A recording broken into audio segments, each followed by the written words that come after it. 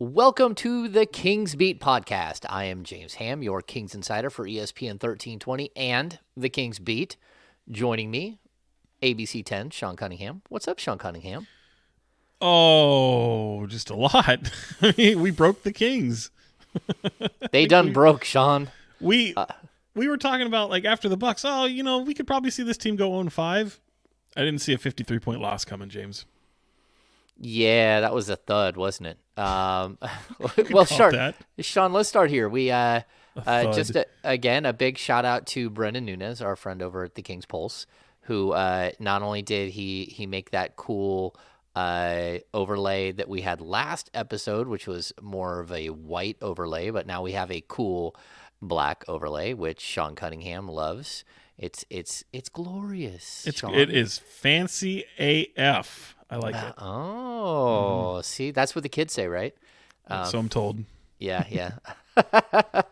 That's. I think that's what Jim Cosmore says all the time. That's what the kids say, right? That's what the kids say. And I'm like, yeah. He had his own Twitter, show. I don't know, what do we call that? He was holding court last night. He was holding court with King's Twitter. And it's crazy because I was a little bit late to the party on it. And I'm looking around and I wanted to be like, Coz, what did you do? Like, there's so many people. Like, I'm not a revolutionary by any means. I'm just a reporter. And don't know really what... I think he's wanting someone to lead this, like, charge of changing the Kings. And yeah, not what I do, but no, I admire the spirit. Yeah, that's not how we roll. I think, Sean, there's an interesting... question there, why isn't there more negativity harped on ownership, right? And I think Sean and I don't know why we're jumping right into this to start the podcast, but it's not exactly the easiest proposition. I think that people should understand that. First of all, there was a time when the Sacramento Bee rolled 5 to 7 deep on who covered the Kings, right? They had this whole other branch of people who did nothing but write, columns and if there was an issue that they needed to take someone down, that's where their focus was. Guys like Marcos Bertone, Aileen Voisin. There's a lot of the old school B had this ability to mobilize in a different way than most people have now. It's Sean and I. We could sit here and talk negative about people all day long, but the fact is, to go in and do the research and to chase all this stuff down and to get people to go on the record and all that stuff, it's not exactly simple. And I think at the end of the day, Sean, I just want people to know this, that if there was something glaring that we could report and just go at Vivek Ranadivé for some gross negligence, we would do that. But A, no one wants to go on the record. And B, I'm not sure how much that plays into the basketball side. It's part of the culture of the Kings for sure. But at the same time, I'm just not sure that you have to understand the value to us to go chase that story is very difficult. And I don't know. Sean, do you have anything to add on that? No, I mean, I feel like some people, when they talk about ownership and people that surround ownership, as if they're doing something illegal, and they're not. They're just haven't had a successful basketball product. I mean, there's a lot of things that this organization does really, really, really well. Yeah. Putting a competitive winning basketball product on the floor hasn't been one of them. So it's not exclusive to Sacramento. Minneapolis has some problems up there, and you don't have any things that's going to land anyone in jail. So there's no real scandalous things. And when you come to it, it's at the end of the day, if you're just getting pissed that an owner fired somebody, or thought that somebody else would have the answers and didn't, and maybe you can mock a firing or hiring that they did, and so what? That's the ownership is the one thing you just can't really change. You can fire a head coach, you can fire a GM, you can fire front office people, you can get rid of trainers, you can get rid of PR people, you can get rid of everybody. But that's because he's the owner. That's he hires people and he gets rid of people that make those decisions as well. So And in this circumstance, you've got a figurehead because he is the governor of the team. There's a lot of other owners in this organization, and they could replace him, but they haven't. So, But I'll say this too. There's also very little ability to replace him. yeah, it's Like, very difficult to pull off. yeah, he has an ironclad situation that would require some people that just don't seem to be that interested in being part of ownership. They're on the outskirts, guys like the Jacobs and those guys. I mean, like I don't think that they're fully on board with being like day-to-day operators of an NBA team. And so when you have that I think they're the only ones that could piece together enough votes to do something, and they just haven't chosen to go down that route. And they're businessmen who have watched their 565 or 535 million dollar valuation of the Sacramento Kings go up to like 1.9 billion. And so, I think that they're in a good place themselves, right? They've made 4 times their money on this transaction, and I think that might be how they look at this more than anything else. Yeah, and the other thing is too, to me, if I'm a fan, and yeah, you want to see a competitive product, I get all that. You have a great facility. The team stayed. I know there's that honeymoon period, but I'd be Yeah, more it's pissed over. if I'd be more pissed if it was like this team isn't spending money. They're showing to be cheap. That hasn't happened. I think the anger is directed there, and I get it because his playoff streak is longer than the Maloofs at this point, the playoff drought. So I understand all that. I get the frustrations. I get all of that. I would just argue that I feel like at this point people want to point the finger at Vivek Ranadivé. I don't fault them for doing it. Me personally, I probably wouldn't because I know how much he is involved, but ultimately, like, I just think it's misguided. I think you're just starting to pull at straws at that point. And we could disagree there, James.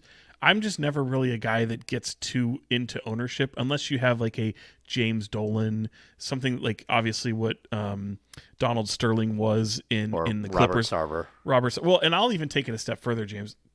Since we mentioned Sterling and Sarver, take the controversies away. The Yeah, racism and all that stuff. Take all that away. Look at them as just as owners.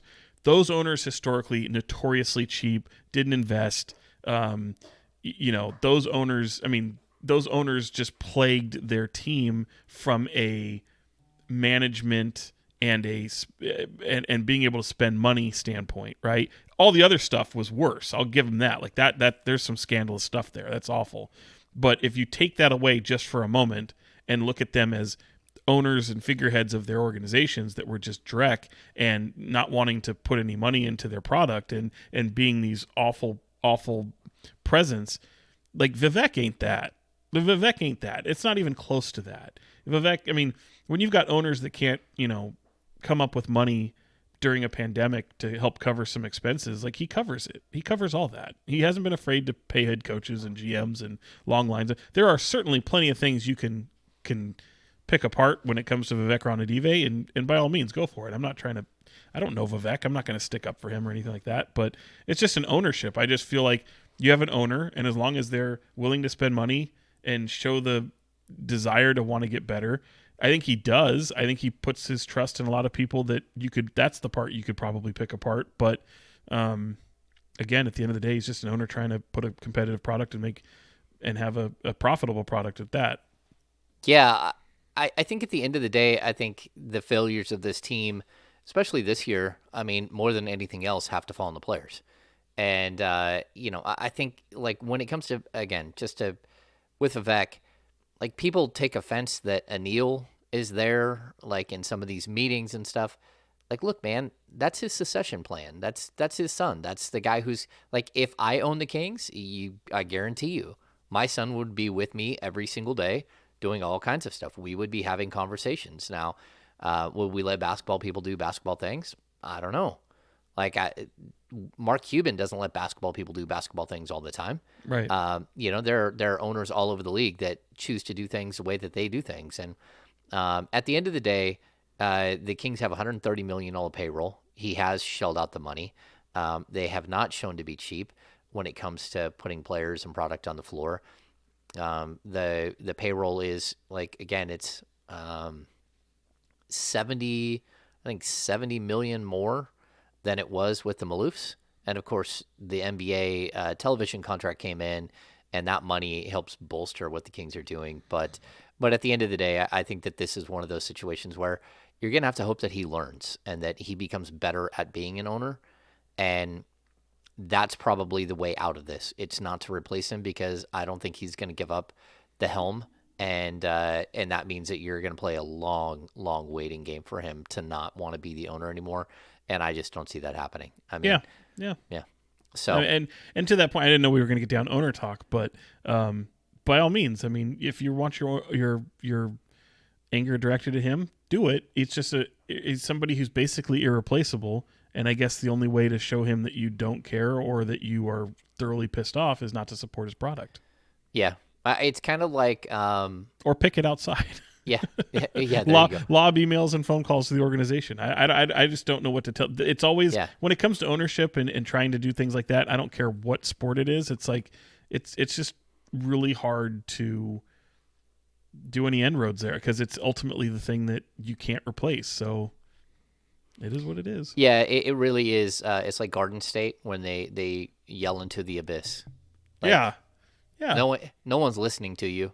It's fine. You can yell and scream all you want on Twitter. They aren't listening. They don't care. I mean, and again, Vivek doesn't want to have a bad team. I can guarantee you that. He wants to have a good team, and that's part of the problem, is like wanting to have a good team and not being patient enough to wait for a good team and that kind of stuff. It does all play into like a bigger, like it's not an intentional like, oh, I want to have a horrible team that I spend $130 million on. No. That's not what he's trying to do here. He just needs to, again, I think the biggest issue is he needs to learn from his mistakes. Yeah. And he needs to surround himself with people that have the right motivations. And that's one of the other things that I've always thought about him, is that he doesn't always surround himself with, he's easily susceptible. He's easily susceptible. But I think a lot of people who are in his, where they come into, they hit it rich and they become millionaires or billionaires. A lot of people are susceptible, because just because you're good at one avenue of business doesn't mean that you'll be good in another avenue of business. Just because you're tall and can play basketball doesn't mean that you know how to manage your finances. It's not like Antoine Walker showed us that, like in a nutshell. Like it's not like these things don't just come like naturally for some people. And I'd love to talk to him. Yeah, I really would. Like, you could argue that it was probably a bad look that he was up there kind of doing press conferences with, figureheads of his organization, head coach, GM, what have you. There were some cringy moments, but I actually think when people hear him, I could be wrong. I know when I hear him, I actually like listening to him. You have to kind of navigate your way through some cringeworthy moments, but at the end of the day, I feel like he's just a fan like anybody else, and because he is in power, I think it would be refreshing to hear from him. I mean, it's one thing to hear from your general manager and your head coach, because those people are involved every single day. He's just as involved, and because of that, I think fans should deserve to hear from him on something that actually pertains to basketball and not trying to make the world a better place. I credit him for what they do, and organizationally, I think he's had his best moment as an owner in the NBA was when he went on the front on the middle of the court and just impromptu speech about what happened with Stephon Clark and the shutdown of that arena and the protests that were outside. Thought it was fantastic, but I feel like I'd still like to talk to him about his basketball team. Yeah, we don't get to talk to him, and we don't get to talk to Joe Dumars at all. That's the other one. Yeah, that's been a really weird thing. Hall of Famer in the building, and you can't talk to him. Yeah, and to finish this up, I'll say this too. Vivek is sitting courtside at half court, taking his lumps every single game. Like, he's not hiding, and a lot of these guys, when things go wrong, they do hide. Not him. He's there every single day. He is there cheering. He wants his team to succeed, and wanting something to succeed and having it succeed is just, he hasn't figured out that happy medium, how to find success. And he's found success in a lot of other avenues of life, but this isn't one of them. And so he's got some work to do. But at the same time, like, just people should know he's not going anywhere. He also doesn't have a great poker face. Like, he gets pissed. He gets just into it like any other fan. Like, he gets pretty upset, animated on the court. So, Yeah, interesting discussion. How'd we go down that road? Yeah, how did we go down that road? Okay, so let's start how we usually start. If you're watching on YouTube, take 2 seconds right now to give us a thumbs up and subscribe. We need to get more subscribers. That's the way this thing goes. Also, if you are a Kings Beat follower, which if you're watching or listening to the podcast, jump in on a premium subscription. We're probably going to push the happy hour till right after the trade deadline, because that's kind of the feedback I've gotten from some of the originals, the original subscribers of the Kings Beat. They just feel like they understand the angst that we would go through to try to manage both trade deadline and the happy hour. So maybe we'll figure something out that doesn't coincide with like something like Valentine's Day or something. That would be kind of not very good. No, it would not be. Yeah. So, and maybe we'll do something right after the trade deadline. We'll see. I'm going to get into it, but if you want to be part of that, you need to jump on board it with premium subscription to the Kings Beat. And no matter how bad the Kings are playing, we will always call it the happy hour. That's right. That's right. You can't do a sad hour like the therapy hour. No. It'll be the off the record with the Kings Beat happy hour, and this is the trilogy. This is the third. Oh, yeah. So we've got to figure out a clever name Part for that. Trey. I like to extend the name as long as possible. We're just gonna make the name to the happy hour longer and longer and longer until maybe it fills up like the whole front of a shirt. All right, so Sean, let's hit the actual basketball side. And we're not going to spend a lot of time on this because, to be honest with you, I don't think the players spent a lot of time thinking about it or doing anything that would warrant us to spend time on it. The first was, since we last saw you on Tuesday, the Kings have lost 2 in a row, which extends their losing streak to 5. And we've hit that really dark spot that, to be honest with you, I don't know that I've seen it this dark outside of, I think it's a 14-15 season when Malone and everyone was fired. The Kings lost 128-75. A 53-point, we got whooped. Is that it was a good old-fashioned? It was a good old-fashioned whooping. Is that what Rashawn Holmes said? Sean, it doesn't get much worse than that. Like, what in the world? I don't even know. Where do we start? Well, James. There was a moment. I think I may have even tweeted this, but there was a moment before in thinking about the Hawks game that was the most recent game, where that second quarter where they scored 46 points. The Hawks. Excuse me. Well, the Hawks scored 46 points, outscored 46-17. Yeah. And I thought to myself, that Boston game was so goddamn bad that they scored 30 points in the first half and the Hawks scored 16 more in the second quarter alone. And yeah, I mean, I feel bad, but it's like to just, I mean, what do you even say? We were in the post-game media session and I just was like, explain yourself. Like, what do you have to say for yourself? What could you possibly say? Rashawn Holmes was very upset. Tyrese was very upset. Alvin's like at his wit's end. Yeah. That was we know this team's cannot defend, and we've seen them struggle, and De'Aaron Fox isn't playing, and they couldn't hit water if they fell out of a boat, James. They couldn't make any shots, and then they just became completely indifferent. Like it was just It was just like, well, like, could we just call the game at halftime? Like, there's got to be a rule there where, like, they didn't need to institute a rule where it's just, like, I mean, everyone's talking the NFL and all the overtime rules. I want to institute a mercy rule. That was just brutal. Yeah, when you get skunked, like you just call it. Yeah, Right. so that first game, you're right. They scored 30 points in the first half. The next night, they scored 33 points in the first quarter, and were up 12, and then got crushed. Crushed. They were down by 17 at the half, I believe. I mean, I don't know that I've ever seen a team go from one quarter playing so well to the next quarter being so horribly pathetic like this year's team. Like, it's usually if you get beat, if you're going to get beat by 20, you get beat by 5 to 8 points every quarter. And then you come away with like, oh, that wasn't good. We got smoked. That's not what this is. This is getting beat by like astronomical figures. I mean, at one point it was 73 to 33. Is that what it was at half? No, It was was in the early 63 to third. 30. Wasn't it 60? It was 63-30 at the first half in Boston.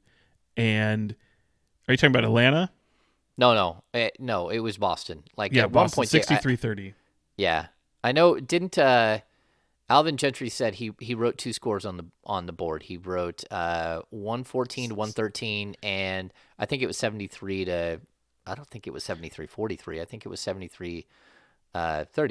Like, I think that they got Yeah, but that was blasted. the halftime score of the Wizards and the Oh. Clippers, and then the final score of the Wizards and Clippers. Yeah, it was, bro, that was just brutal. I mean, it was brutal, and he's trying to illustrate a point, and God bless him. I get it. Like, he's trying to illustrate a point about playing 48 minutes, and I just don't know. I mean, these guys are so completely dumbfounded. At least the ones that care. I think there's some that are probably just like, whatever at this point. This team is completely checked out. And if they haven't, they probably should have, because they're sure as hell playing like it. And the weird part about it is, James, like we talked about Milwaukee, like that was a solid effort. There was no De'Aaron Fox in that game. Yeah, they lost by Pretty 6. solid effort, And then you go into Boston, curb stomped, 53 points. Go into Atlanta, you're up 14, I think was the high you were up, and then it turns into a 30-point deficit at one point. It's like the way it just crumbles is nuclear. This team just goes absolute nuclear, and the ball movement stat, like, it's one thing to be bad defensively, James, and again, we get that. We've seen that for the better part of 5 years. A bad defensive team, 15 years if you want to go that far. Yeah. But be entertaining, be able to score the ball, run the ball, move the ball. There's no excuse to not move the basketball. We talk about Golden State, and I get it, they're the cream of the crop, and even teams like Miami, who seem to do it with guys that just are good teammates and do it the right way, and they have it's an organizational culture.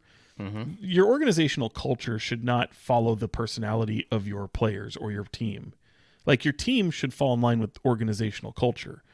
That's hard to do. I'm not saying it's easy to do, but like, to see the way when things start going bad and it's like, okay, great, I'm going to go ISO and I'm going to turn the ball over, and then it's that 6-0 run now become 8-0 run, become and then just see it snowball, is so weird to me. I've never understood how some of these players feel like, okay, it's takeover mode, I have to do something. Just move the ball, find the open man, cut. It's a simple game, man. It's a simple game, and this team is just completely lost. Yeah. All right, so I saw Davion Mitchell came into the Celtics game, and he was like, right away you saw it, like, oh no, I am going to be the impactful player. I'm going to switch. I'm going to turn this thing around. And then he went like, I think he missed his first 6 shots, and they were so close. Like, the Kings missed by nothing, time and time again. So Sean, it brought me to the question. Tyrese Halliburton. I mean, we've talked about this. He's the biggest breath of fresh air for media that you're ever going to run into. He ran a negative 40 in the Celtics game, and a negative 34 in the Hawks game. And the crazy thing about the Hawks game is he ran a negative 34, but Davion Mitchell starting next to him, I think, ran a 0.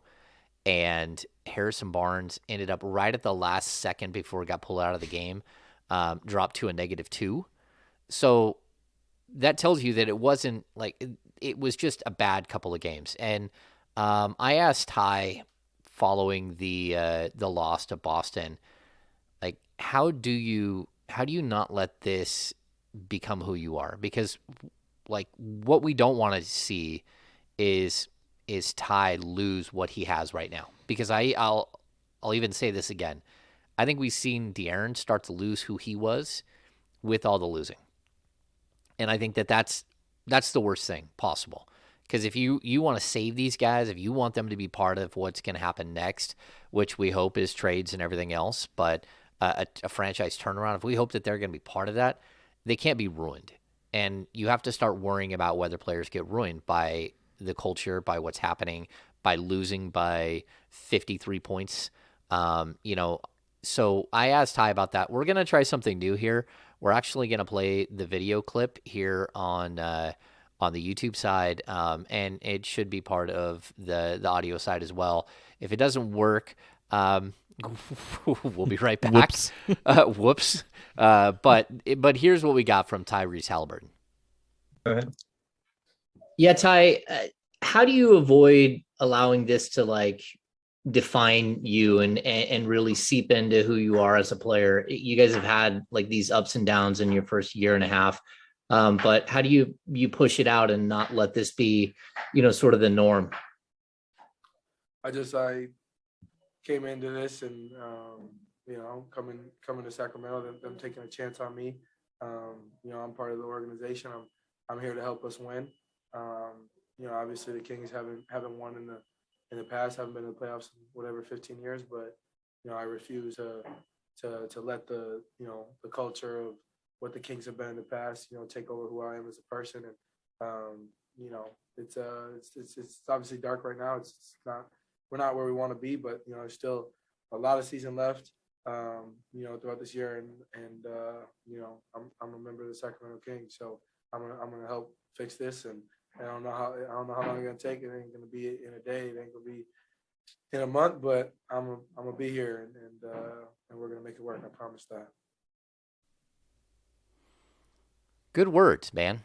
Yeah, I mean, I think it's refreshing. I mean, we love hearing from Ty, and I think a fan hearing that is absolutely, he's encouraged. But there's two ways to look at it. One, I'm thinking of people who are like, man, when I first heard him say that, I thought he was going down a road saying, hey, this Kings team's a loser. I'm not. Like I kind of, and he tied a nice bow on there, and I liked it. But then again, James, I mean, he's just as much as part of the problem. You know what I mean? So I would like to see a lot of these words become actions. But yeah, good for him because he gets it. He absolutely gets it. Yeah, he does. I mean, I think what we were looking for as a player is for him to come out and do what he did the last time De'Aaron Fox was out, which means 25-10, and to expect that out of a young player is foolish.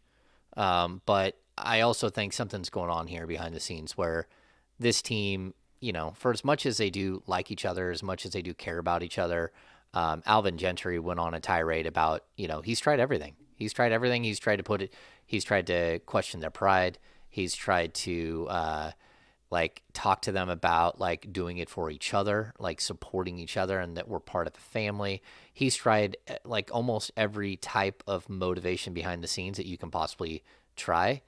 And it's not getting any better. It's only getting worse. And so I think that was an interesting moment. And I don't want to spend too much time on the actual basketball itself because, to be honest, Sean, this team is not going to be this team in 2 weeks. It's going to be very, very different. And so you hope.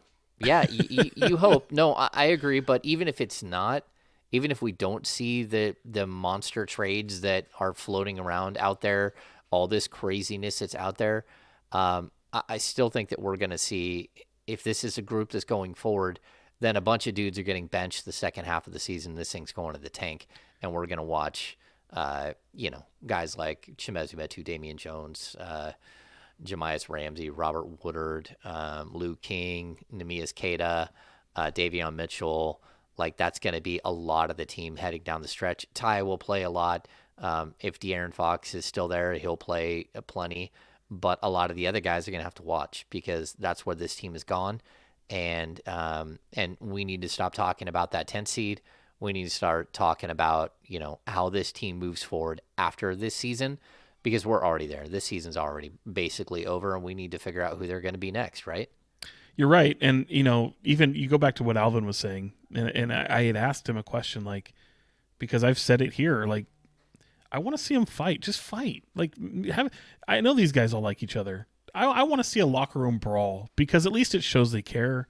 You know what I mean? Like, I know it's Hollywood to think that way. And even Alvin kind of like joked at that. Like, he's like, I tried to get them to hate me, like just to, there's just no passion with this team.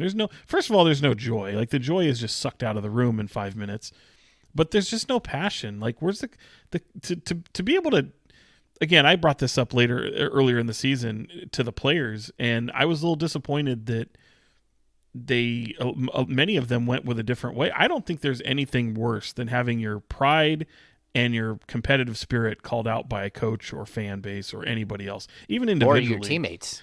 I mean, and when I asked them, talked about it. I'm like, is there anything worse? And they're like, started rattling off some of the other things that could be worse. I'm like, okay, well, to me, that wouldn't be worse. Like, because this is a direct reflection on myself.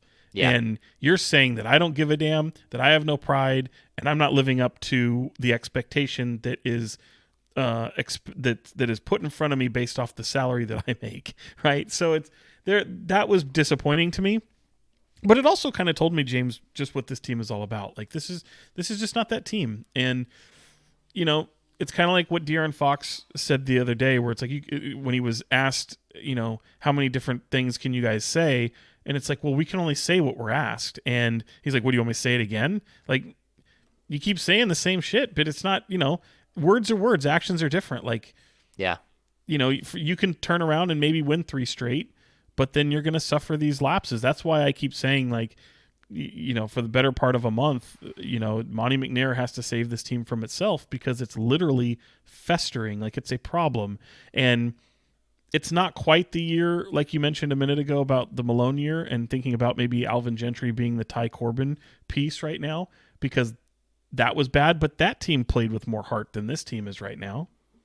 No, that's true. I mean, it's bad. I mean, we looked at before we came on. So the Kings at this point are 18-32.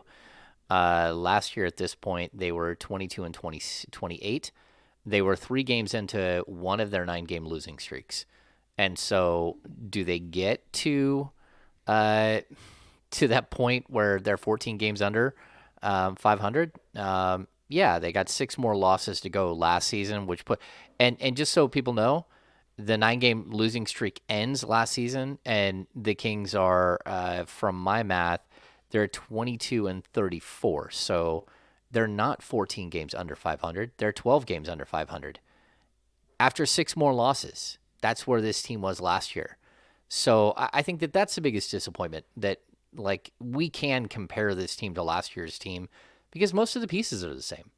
And it's just you thought that the tertiary pieces around them would be slightly better, and that just hasn't been the case. Sean, so we can't just keep drubbing on this team all day long. I mean, we can, and we could actually like get angry and start yelling and start saying more curse words and really like flay this team. And we have, but at this point, it's time. We've been saying this I've been saying it since December. Like, it's time. Like, mix this thing up now. And the Kings are part of every single conversation. We've talked about this. So we're going to play a game here because I think this is better conversation than talking about the basketball itself.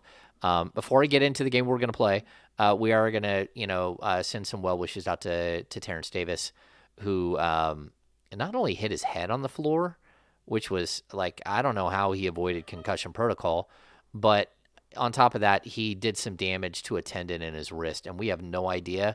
But I'm going to guess that this isn't a good thing, that he could be out long term, like most of this season, if not the rest of the season, because we're looking at 30-something games left. But they haven't figured out if he needs surgery yet or anything else. They're trying to collect more information before we get an update. You know the playbook though. It's here's our diagnosis, possible second opinion, meet with a specialist, decide whether or not you're going to do surgery.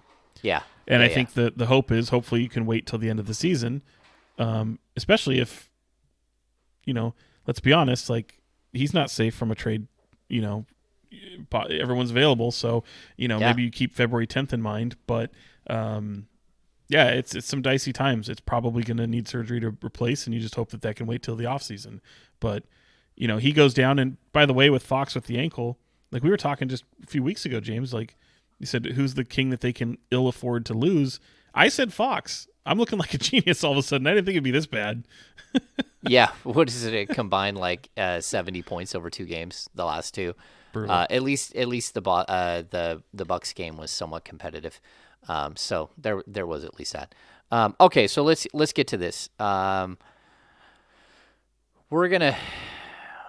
gonna throw out a name, and then I was hoping you were gonna bring out like a long Price is Right microphone. Yeah. The Bob Barker microphone. Sean, what would you give up for John Collins? Well, I'd hope there'd be a second team involved, but I would give up probably a piece like Harrison Barnes for sure, and probably a first round pick that might have some protections on it. At the end of the day, I'd probably be willing to give up an entire first round pick, no protection.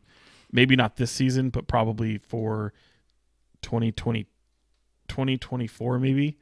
Maybe I would do that. I don't know. I'd entertain a first round pick, but Harrison Barnes would be the one because I feel like Harrison Barnes would add something to the Hawks right now. I really do. Okay, I'm with you. I think that's probably right around. I would probably give a 2022 top 8 protected pick in exchange with Harrison Barnes, and to me that's a pretty fair deal. And you might even say, hey, you probably have a little cachet with us because we gave you DeLon Wright for nothing. We got nothing. maybe Bogey would be like the maybe you could do like an interesting trade there where you maybe bring back Bogey and it's like the draft day scenario where Bogey's like the draft picks that he gave away and he gets them back, or maybe he's David Putney, which was the guy that was the throw-in. I don't know, man. Like I think that could be even interesting for as bad as this team has been from a playmaking standpoint. But that would also require more pieces going out. So also is like, what do you think of Collins? Like I got in a conversation earlier today. Like I was asked if I thought John Collins is a star and could he ascend to being a star? I probably would say no, but it's almost to me, it's the type of move the Kings have to make where you have this young budding player that could show a lot of potential and in the right fit could be a hell of a player, possibly an all-star, possibly part of a winning movement. I don't know if it's him. I'd probably bet against it, but it's the type of move that they almost have to do. Yeah, I look at him as like a much better version of Kyle Kuzma. He can rebound. He can shoot the 3. He's incredibly exciting in the pick and roll. Him and Trey have the most assists between a pair in the NBA. The Trey Young to John Collins assist. I think he's a player that fits perfectly with De'Aaron Fox and Tyrese Halliburton. He gives you the spacing and he gives you the pick and roll. He's not a great defender, but no one is on this team. And I would, like, if they wanted to expand a package, I would look at, a Buddy Hield, adding Buddy Hield and taking back Bogdanović. But I don't think that that's what they're looking for. I think they want to get out from underneath was it a 5-year, $125 million contract they gave him? And to me, I think the Kings basically you're taking on this similar contract that you were giving Harrison. You're just extending it out for a, 24, 25-year-old player? That's a good question. How old is John Collins? We'll have that in 2 seconds. John Collins is... one of the things too, I mean, we know he's not, we know what he's not defensively. We get that. Yeah. But there's part of the things I always wonder when I look at when I watch some of the Hawks games, and I understand that he's definitely not happy with his role. I get it. Yeah. But there's some games where he just, why aren't you more of a factor offensively? Like, what happens there? I know there's only one ball, and you have guys there's some guys on that team that take some shots, but to be a player of his talents sometimes make me wonder, why the hell is he more impactful on the offensive end? Because some nights he'll come out and he just looks incredible, and other nights you're like, where was he at? 4 points? Like, what the hell's going on here? Yeah. Okay, so a couple of things with John Collins. Number one, he's 24 until next September, which is crazy. Number two, he's a career 38.7% three-point shooter, but right now he's shooting 41.4. He averages 16.6 and 8.4 for his career. He also averages a block a game. To me, he's a perfect fit when it comes to the Kings because of his ability, like I said, to play in the pick and roll and to shoot the three. The fact that he isn't more impactful is a good question. I don't know. Sometimes he's not. Even against the Kings, I thought that Harrison Barnes was a better player.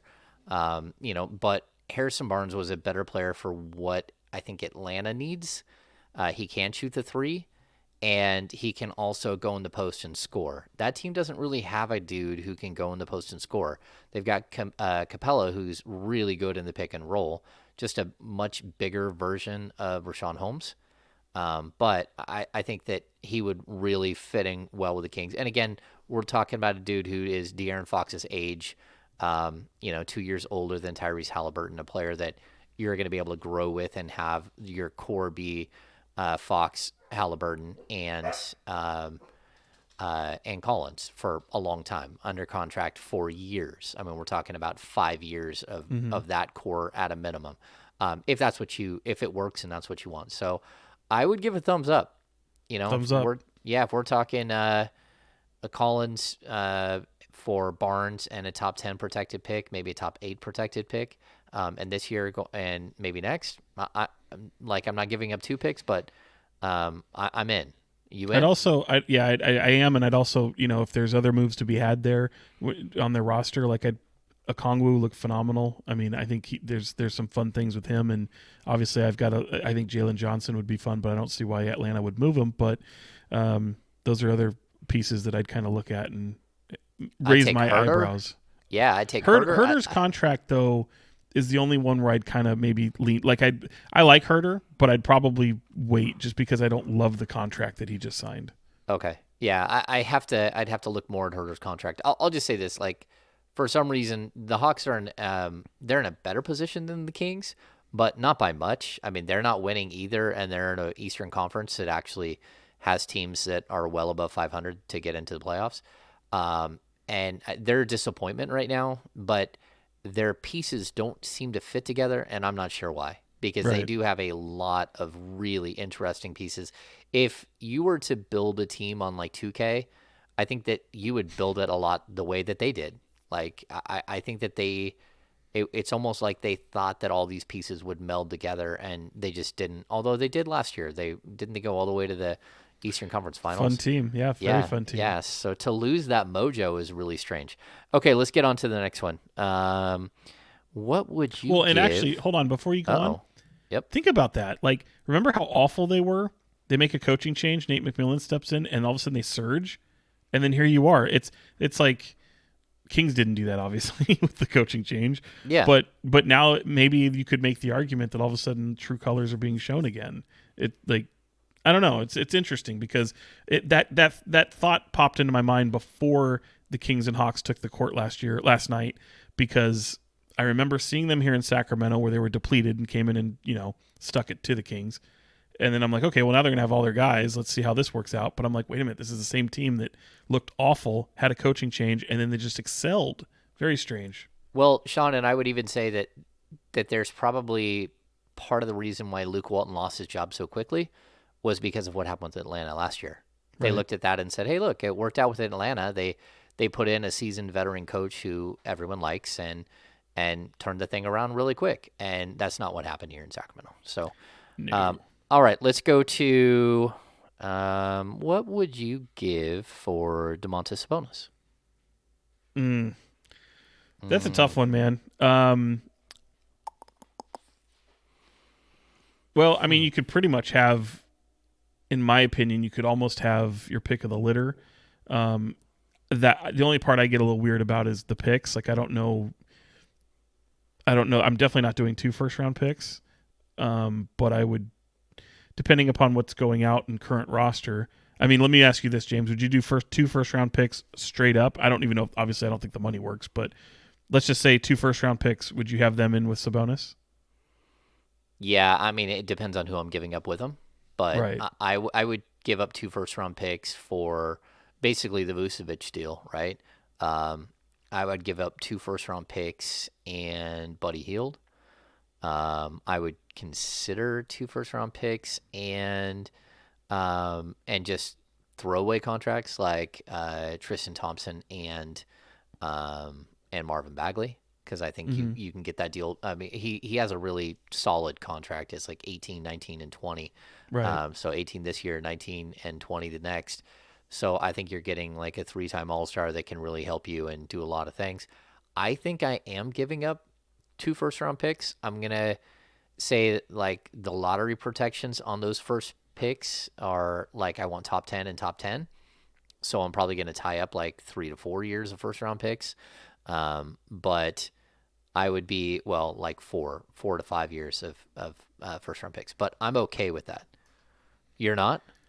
I don't know. I'd almost argue that if you're doing that, why not just give up a first-round pick not protected and just give them 1? Okay. Completely Interesting. unprotected first-round pick.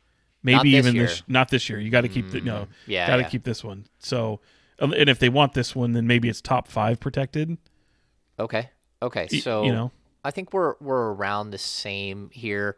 I would also, would you do this? Well, I think this made more sense 2 weeks ago. If the Kings were actually in it for the 10th seed, would you have taken um, De'Aaron Fox and Rashawn Holmes and traded them for Sabonis and Brogdon?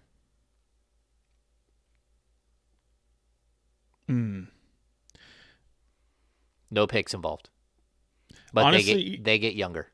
yeah, I'd give it a hard thought. I'd probably try, and you and I might differ here. Personally, I'd probably try to make that Levert over Brogdon. Okay. I'm a big fan of Karras, so I might try to finagle that one a little bit more. Gotcha. I'm not a huge Levert fan. I think between the injury and health concerns, The health concerns are definitely there. yeah, the injuries and health concerns. He has a injury history as well. But on top of that, I don't love his game. His head's down way too often. He's not looking up and looking for his teammates or looking in space. I think that he's a very gifted athlete and he's a very solid player and can put up a bunch of points, but I'm not sure that it will ever equate to points on a good team or points that lead to wins. But that's just my own opinion. Okay, so would you make a Sabonis deal? Oh, I think there's definitely a way I'd make a Sabonis deal. Okay. Me too. Yeah, for sure. Okay. For sure. I think it's hard. It's weird because I know we've talked about this in weeks past, but I feel like it's harder to go after Sabonis than it is someone like Ben Simmons. Mainly because his contract is pretty friendly. Yeah. And the other part of that is he's just so damn gifted. So I just don't see Indiana moving Sabonis at all. I really don't. Like I like if I was Indiana, sure, there's a lot of pieces I'd move. He ain't one of them. Yeah, I agree. I think that they've been trying to do a bunch of bait and switch the whole time, and then they got caught with their hand in the cookie jar because Miles Turner broke a bone in his foot. So I think that they were trying to get people all in on something and then say, we've decided not to move Sabonis, but would you do this for Miles Turner? And I like Miles Turner, but I do too, by the way. I really do. yeah, but I mean, if I'm doing a Miles Turner deal, like you're talking about a top 15, a top 12 protected pick, I'm not doing anything more than that because first of all, his contract isn't that long. And secondly, I think that his vision of who he is and who he's not, like those aren't on the same path. Like he doesn't really get that he's not who he thinks he is. You know? Yeah. Yeah, I mean that's fair. That's fair. I also feel like one of the things I really like about him, I just feel he's a more tenacious player that people give him credit for, and I feel like that could be somewhat contagious. But you gotta put the right. He's a guy that you have to put good pieces around, and I don't know that I have the confidence that that'll happen. Yeah, and I'll leave this when it comes to Sabonis versus like Miles Turner. Miles Turner to me is, again, like, he's very gifted in that he can shoot the three and he can block shots. He's not a great rebounder. I think he can play alongside Richaun Holmes, where I don't think that works with Indiana, but I think it does work with the Kings because Holmes is so incredibly good in the pick and roll that you can use Turner as a floor spacer for certain sets. And then I think the fact that Holmes can defend the perimeter makes me think that he could play the 4 or the 5 alongside the right piece. So I kind of actually like that idea. The downfall is that you're replacing one non-passer with another non-passer, and this team does not have enough shot creation, and that's why Sabonis always makes sense to me, because I think you can run a lot of crazy things out of the high pick and roll with Sabonis, and even with Richaun Holmes. I think it would still, you could possibly make it work with Richaun Holmes because Sabonis can shoot the three. He's just not asked to do that nearly as much. And so for me, I think I'm all in on Sabonis. Miles Turner, I would consider, but it's got to be the right deal, and I got to see the X-rays. I got to make sure that that's not a career stymieing foot injury that's going to keep coming back to haunt him. Fair, yeah. All right, let's get to. We've covered Collins. We've covered Sabonis. We even had a bonus Miles Turner piece in there. Let's go to Simmons because you did bring him up. I think that this is the crazy one, right? What are you willing to give up for Ben Simmons? And we've seen some of the things that are out there. Again, Daryl Morey has drummed this thing up. I've gone on record saying I know what I would give up. And I'm not sure that you can get a deal done without either Tyrese Halliburton or De'Aaron Fox involved. But if you can, I'm in, even if it requires me taking back like $78 million in Tobias Harris. I know the Kings don't feel that way. At least that's what my sources tell me. But I know that I would consider the deal if it brought me a 25-year-old three-time All-Star. What do you got? Tobias Harris does not scare me. I'd be willing to have the conversation, but if we keep it at Ben Simmons alone, I'm on record here, James. Pick 3. If it doesn't involve my pick 3, maybe even 4. I don't care who you're taking off this team. I would do it. This season be damned. I don't care. Like, he's that type of player. I told you I don't have the confidence to build around Miles Turner. I've got confidence to build around Ben Simmons because of the elite at 3 positions, 3 skill sets. The fact that there's a lot of people I feel that would want to play with a guy like that. He's Draymond Green without the freaking attitude, right? Like he's not overbearing. There's again, if he's right in the sense, and I'm not even talking about what happened 7 months ago, 8 months, whatever it is now. Yeah. In the playoffs, I'm talking about the headspace, the mental. Is he in a mental health area that isn't going to scare you away? We don't know that. We haven't heard from him. We don't. Obviously he's using that as an excuse not to play. I don't think many people are really buying into it that this is real and that the minute he gets traded that it all just evaporates. I think people think that the minute he gets traded, he's ready to take the floor and compete. That the only thing that's contributing to his mental health is the fact that he plays in Philadelphia. So yeah, there's some weirdness there for sure, but I don't care about this season. Like this season, this team is not good enough. That's the move you need to make. I'm on record. I don't think that a move gets done. I don't think Daryl Morey moves Ben Simmons at the deadline. I really don't. But let's pretend it doesn't happen. I'd still be interested in around the draft time in the offseason, whatever ends up happening, because there's not an easy pathway necessarily to go get James Harden. Okay. There's not an easy pathway to go out and get Dame Lillard.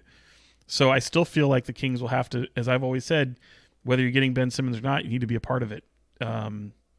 you can end up with a really nice fish if you're a part of this package. Now, when it comes to the picks, James, I'm a little bit different there. So, I'd be willing to move 2 picks for him. Okay. Protections, I'm not sure, but it's worth the risk. And I said this earlier today with our friends Deuce and Mo. I would rather do it with no handlebars, no protections, just to get something done. I feel like Monty McNair, Wes Wilcox, this current regime, and you can almost equate this to what coaches who've come in here in the past few years who are trying to develop a product, and they're saying you're developing a talent really for your successor, right? The pressure that this organization should feel, and you're not working out of desperation, but the 2024 pick, the 2025 pick, whatever it ends up being, who gives a damn? You're probably not going to be here to draft it anyway. So if you're going to try to save your job, these are the decisions you have to make. So I can see a pathway. And by the way, if those 2 picks are in there, then maybe you're not having to move somebody like De'Aaron Fox or Tyrese Halliburton or something that you might actually rather not move. Yeah. So yeah, James, the picks to me are the biggest asset out there. You can argue, and I've had arguments on Twitter, and I've seen people say it, where it's like, this team should build through the draft. This team should hit the reset button and sell off for everything for assets. And look, I get it. It's probably the right thing to do, but they've had that path. They haven't drafted well. They haven't made good decisions. Some guys haven't panned out the way they thought they would. It doesn't mean there was no plan. There was a plan. Vlade had a plan when he drafted three of the 4 first-round picks that were 6'10" and taller. It may not have been a good plan. It was a plan.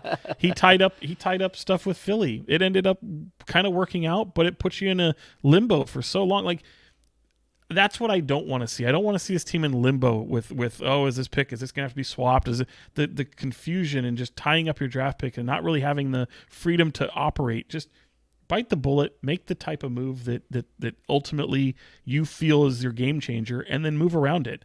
Bringing Ben Simmons in here after you've shipped everyone out of town, great. Do you have a whole offseason and draft to figure that out? Go out and build around that guy. He's the one guy that he's one of few guys that I would absolutely do it for sure. Okay, interesting. So I'll answer it this way. I would take on Tobias Harris' contract and Ben Simmons. If I'm taking on that contract, then you're getting draft picks. You're not getting Halliburton or Fox. So in that deal, you're getting Harrison Barnes, Buddy Hield, Tristan Thompson, and Marvin Bagley. And you can do what you want with those guys. I don't care. Kings would have to take back some young players like Jaden Springer and Isaiah Joe, or they have a couple of young players that are below the Thibault Maxey level that you would take back, right?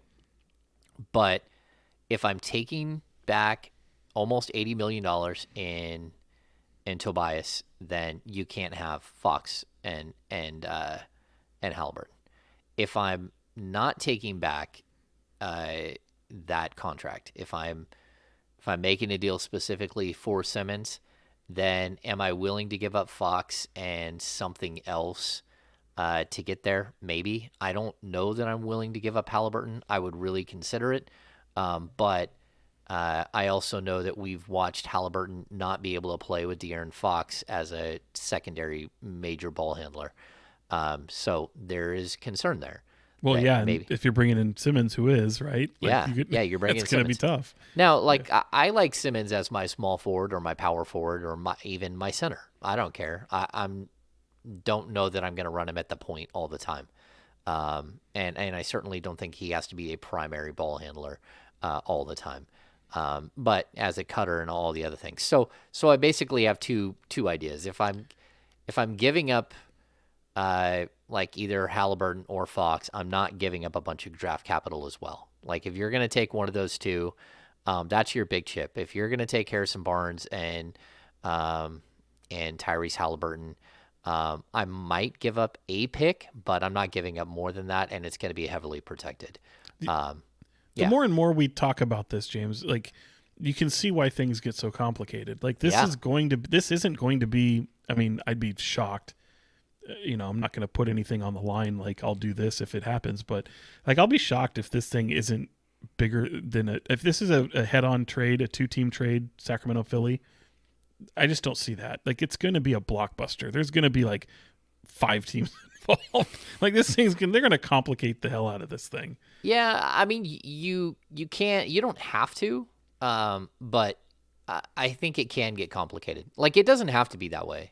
And I mean, that's why, like we've talked about, John Collins, like if Atlanta is willing to give up John Collins in a Ben Simmons trade, but they really are looking for change and you're willing to give up Harrison Barnes, why don't we just like skirt around those two and let's make a deal? Like, let's figure out something. And then I don't think that like stops the Kings from doing some other deal. Like they still have picks and other things to work with. Okay, so let's move off of Simmons. I think we're both willing to do a Simmons deal in almost any situation. Not every situation for me. Like I'm not giving him a pick of 4 players, any 4 players on the team.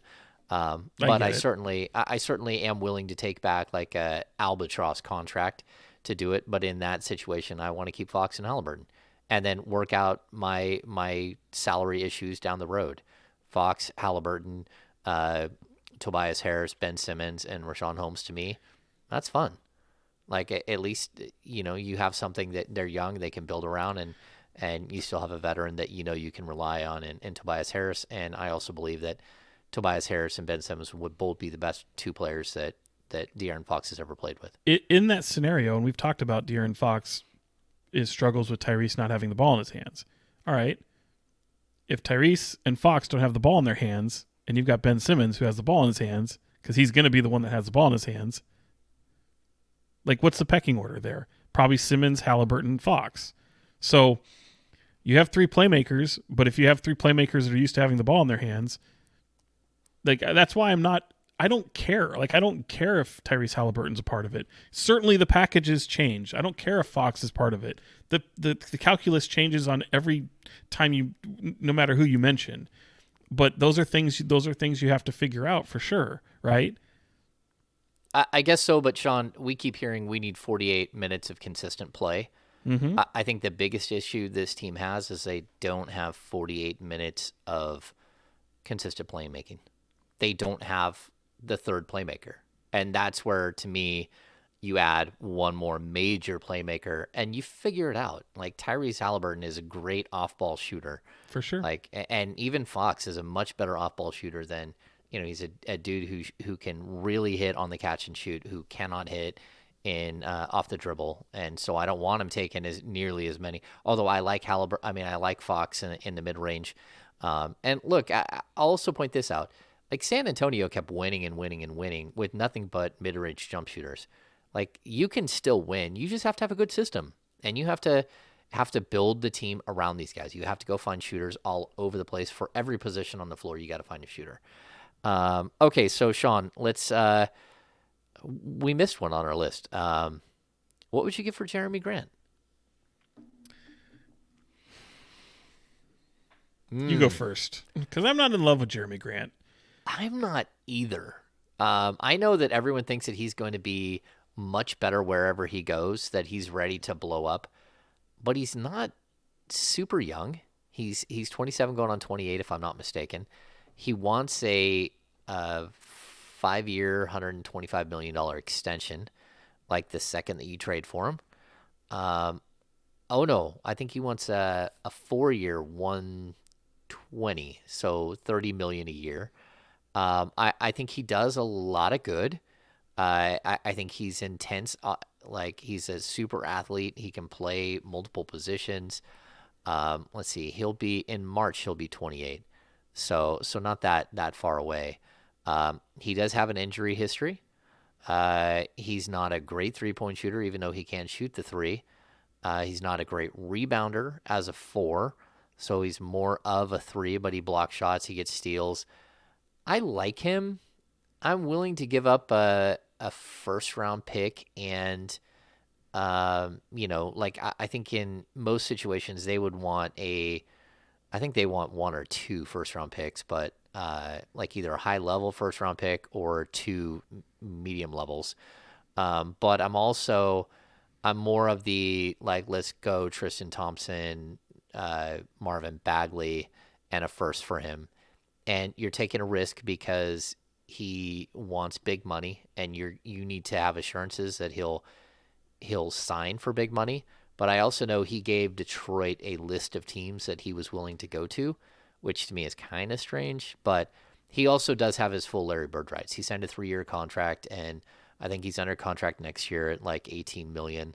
I don't know, man. I would take him. The bird rights make him more appealing, Yeah, but I don't know that I'm willing to do a first round pick. really. Yeah, I'd probably look at my position players that I already have on the roster and try to figure it out that way. Okay, so he's owed 21 million next year. I don't think that Detroit is in a position where they need your position players. I know, and that's why I don't think a trade gets done. Yeah. To me, he's not a guy worth giving up a first round pick for. Okay. Not for how bad you are. Certainly not the 2022. And don't get me wrong, I think he can help in a lot of areas, but I probably wouldn't do it. Interesting. Yeah, I mean, I think that And that's mainly, by the way, that's mainly just because I don't think he'll become a star, and I think he's going to become a bloated contract. Yeah. Well, and So, I I mean- agree with you. I don't think he's going to become a star. I mean, even at, his height, he's like a 20 and like 5 guy. Like he's not the great rebounder. That's where I prefer John Collins, although I think he's a better defensive player than John Collins. I don't know. I'm kind of like, but then again, he's probably the guy that Kings will get. So, he's the one guy that is probably available in a package that includes a first round pick and a player or some burn off players. And I think if you did do the Jeremy Grant trade, you could actually go out and get other players. I do also think he's, he is basketball, like he's the son of, is he the son of Horace or Harvey? I think it's Harvey. His dad is Harvey. His dad is Yeah. Horace. Jerry and Grant and Jariah Grant are his brothers. I mean, he's a basketball lifer, and he's intriguing to me. But again, like, when do we get to the point where, like, he's consistently? I mean, he just found his game. He just it's almost like Christian Wood, but Christian Wood is way younger. Christian Wood is Younger, yeah, he has a little bit more upside. Yeah. We just go there real quick. Christian Wood, what would you give? Yeah, there's several scenarios I could see myself doing for that. I don't know that I think a protected first round pick could be involved there.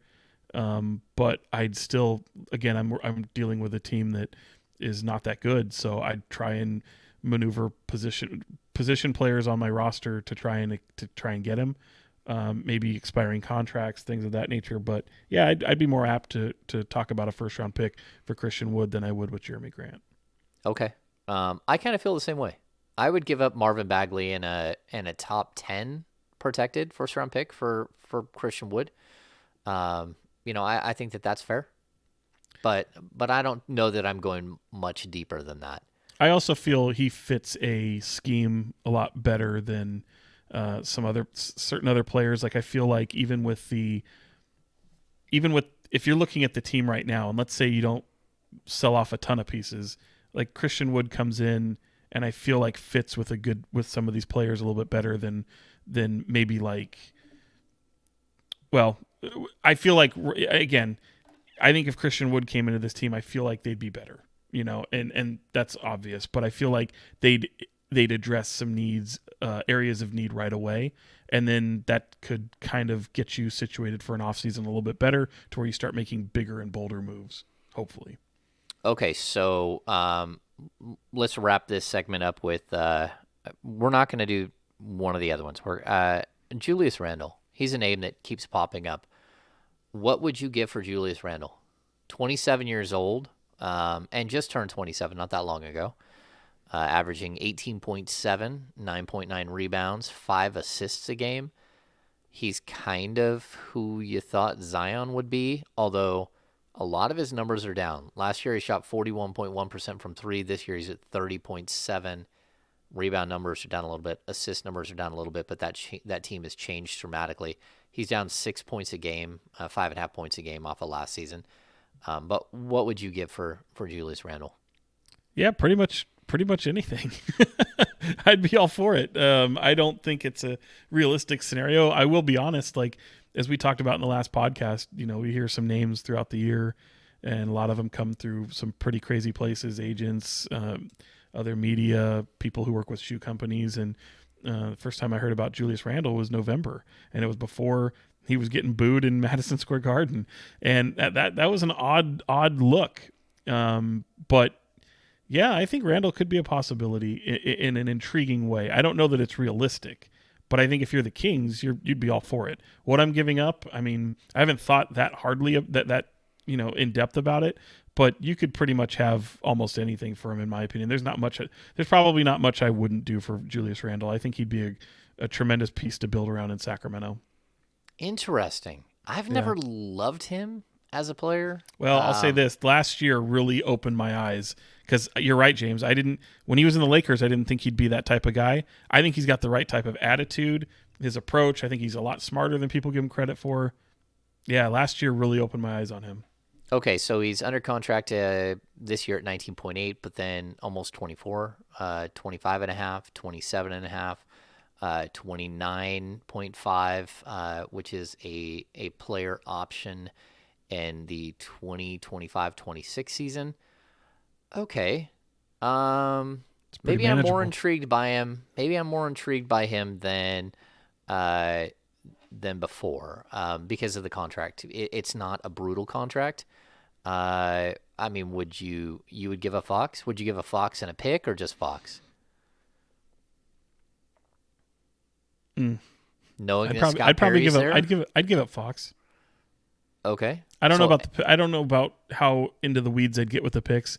I think there's obviously options, and if we're talking just straight up, I'd probably try to again see what I have with my roster players. I think Bagley could be something that Scott Perry might look at a little bit and think that he could work with. But again, Bagley's almost like a throw-in item at this moment. If he really wanted Bagley, he could just go get him in the offseason. So, I don't know, man. It's interesting. I think Harrison could fit well there. I think Buddy could fit well there at certain points. No, I think so too. Yeah, Buddy. I mean, would you do Buddy in a first? Yeah. Yeah. I think that would be no. Yeah. I think New York hangs up the phone. Yeah. No, that would be probably Buddy in 2 firsts. But the salaries, I think, could work out. Would you do? I don't have salaries in front of me. Would you do Buddy Halliburton in a first? Oh, no. Probably not. No. I don't think so. I don't love him. I don't love him as a player. I'd probably do it. Yeah. Yeah. Because again, I like Halliburton a lot, and I think he's team friendly and all that. But again, that's why other teams would want him too. And I don't think his value, if we fast forward to the moment where he starts making money, I would bet that his value probably won't be any better than it is right now. Okay. That's interesting. That's an interesting thought. Okay, let's get to the business of basketball. That was a lot of business of basketball, by the way. That was. And we're going to kind of stay on that topic with the business of basketball. I'm going to ask Sean, this is complicated. Can the Kings be buyers and still tank for their 2022 draft pick? Do you see that scenario? Certainly. If they're looking to just go out there and all they want to do is gather picks and young players, then absolutely you can do that. Expiring contracts, you could absolutely do that. Yeah, but no, that's being a seller. There's a difference between being a buyer and being a seller. It would show that you're doing the full reset mode, right? I feel like at that point, if you're bringing in, you can buy first round picks. You could do, I would argue, even though the Thunder sold off a lot of players, look at the collection of picks that they have. And by the way, I think even maybe it's because they just played Boston, like Danny Ainge really didn't do a whole lot with those picks, right? Like they didn't really come to fruition. Squandered. And he drafted really well, like Tatum, Brown. I mean, he has. I think Marcus Smart's a nice player. You know, they've drafted pretty damn well, but squandered the opportunity. I think, you know, Oklahoma City, they're sitting there with all this boatload of picks, a bigger boatload than what the Kings do, because the Kings only have theirs. Thunder have everybody's. Yeah, Thunder has so many picks. Right. Most of them aren't great picks. I mean, there might be some hidden gems in their war chest of picks, but it's not like they've got like the Minnesota Timberwolves pick, like what the Golden State Warriors did. I don't think. I'd have to look, but Yeah. I don't think that the picks they have coming in are just like blow you away every step of the way. But what I think I mean is, can you buy a Ben Simmons and Tobias Harris and then do like a top 5 protected pick, but then still tank? You know, maybe put Harris on the shelf for part of the season, work to get Ben Simmons back, but take a little bit longer to do it than maybe you need to, and then maybe get through like a 15-game stretch where you're trying some things out with Simmons and Harris and Tyrese and De'Aaron and just kind of building a little chemistry, but with the idea that you're going to lose, that your goal is to retain your pick and then add another piece in the draft this summer. I think it's hard, but I can see a pathway there, especially with Simmons, because I really feel like the minute he gets here, you need to get him in a positive state of mind. Yeah. Right? So you need to, but what if in doing so, and he's working on his offensive game, he's trying to, you know, do whatever, what if it just further compounds the frustrations of his confidence and just kills confidence? And what if you, in doing so, you create a monster, right? Where it's all of a sudden he gets to the offseason and who knows? Like I worry about things like that, to where, you know, if confidence is not there with a player, and certainly we saw what that looked like. He spent all this time working on his game and doing what he's doing and hoping and praying for a change. But that when he gets to a team and he's got to work himself back to basketball shape, and what if it's further compounded and the losses just turn him into something that you don't want? You know, I don't know. Like, that's such a tough thing to do. But if you're honest and completely open with the guy, and hopefully he's open to that, yeah, maybe. Because I feel like, especially if you have this first round pick that might be a top 5 kind of deal, you know, that becomes a hell of a bargaining chip. And, you know, even if you draft it, it could be a bargaining chip. So I can see a pathway there. I just don't know if I don't know if I trust it. Do you? I mean, I don't want to damage a player. I don't want to do that. The guy's already been damaged enough. That's interesting. I mean, I guess like that's you're running the risk, but I want him working with Rico Hines like every day for a 100%. while, like getting himself back in. I want him having conversations with Doug. You know, these are things that I want. I want them like in his head. And if you're just taking on Simmons, I think that they're and not Tobias. I think that there is a way to slow play him long enough where you're not going to win games. I mean, and the Kings, like, turning this thing around is going to be very difficult either way. Like, you can't just switch out like wholesale changes and think that you're just going to all of a sudden like have the Ron Artest effect and like play 600 ball the rest of the way and somehow get to 500.